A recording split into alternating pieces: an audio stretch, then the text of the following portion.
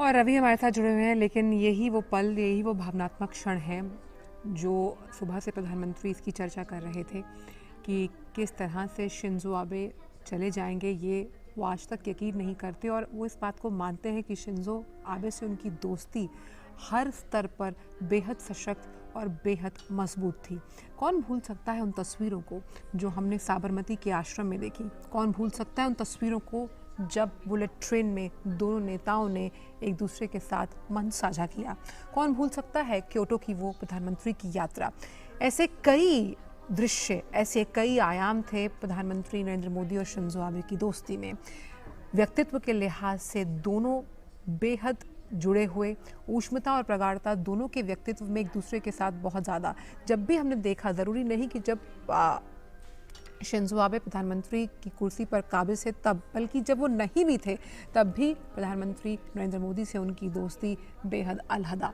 हमेशा से हमने देखा कि एशियाई मंचों पर कैसे उन्होंने एक संदेश दिया दोनों देशों को एक सूत्र में पिरोने का। पीपल टू पीपल कांटेक्ट की जब हम बात करते हैं, सांस्कृतिक विरासत का जब हम जिक्र करते हैं, हम बात करते हैं अनुसंधान की, हम बात करते हैं शोध की, हम यहाँ बात कर रहे हैं इंफ्रास्ट्रक्चर डेवलपमेंट की, यहाँ जिक्र टेक्नोलॉजी ट्रांसफ़र का भी हुआ। और कैसे? क्योंकि दोनों के बीच दोस्ती बेहद अहम और इतनी गहरी थी कि जिस वक्त ये हादसा हुआ शिंजो आबे के साथ, हमने एक बहुत बड़ा पोस्ट देखा प्रधानमंत्री नरेंद्र मोदी का, जहां उन्होंने साफ तौर पर कहा कि जितनी भी उथल पुथल दुनिया भर में हुई, जो चुनौतियां दुनिया देख रही है, एक गहरी समझ रखते थे शिंजो आबे, भांप लेते थे पहले ही घटनाक्रम को, कैसे चुनना है, किसको साथ लेकर चलना है। उनकी बुद्धिमत्ता का हर कोई कायल था।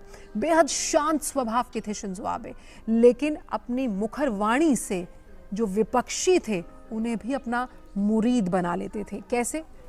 कैसे जो जापानी लोग हैं उनमें इनोवेशन और एंटरप्रेन्योरशिप की भावना को उन्होंने नई ऊर्जा दी। हमारे साथ रवि धीमान लगातार जुड़े हैं। रवि, ये दृश्य वो भावनात्मक दृश्य है जिसके लिए प्रधानमंत्री भारत से जापान गए। उन्होंने इसका जिक्र आज सुबह भी किया और ये भी कहा कि किस तरह से उनका जो रिश्ता रहा है शिंजो आबे के साथ, कैसे तो तमाम घटनाक्रम होने वाले होते थे उनकी पहले ही समझ शिंजो आबे को होती थी। यानी दूरदर्शिता जो थी शिंजो आबे की, उसे भली भांति पहचानते थे प्रधानमंत्री नरेंद्र मोदी। रवि, बिल्कुल। देखिए, शिंजो आबे एक दूरदर्शी नेता थे, जिनको डिप्लोमेसी की, कूटनीति की काफ़ी अच्छी परख थी और जिनको ये भी परख थी कि किस तरह से, कहाँ पर सहयोग करके, कहाँ से गठजोड़ करके जापान का भला हो सकता है, जापान की जो सामरिक ज़रूरतें हैं वो पूरी हो सकती हैं और किस देश के साथ जापान के अगर संबंध और मजबूत होते हैं तो जापान को फ़ायदा होगा। जापान को जो उसकी कई ज़रूरतें हैं, उसके सुरक्षा के जो प्रश्न चिन्ह लगते हैं, उन पर सुरक्षा की चुनौतियां हैं, उनको बेहतर तरीके से निपटने में जापान को मदद मिलेगी।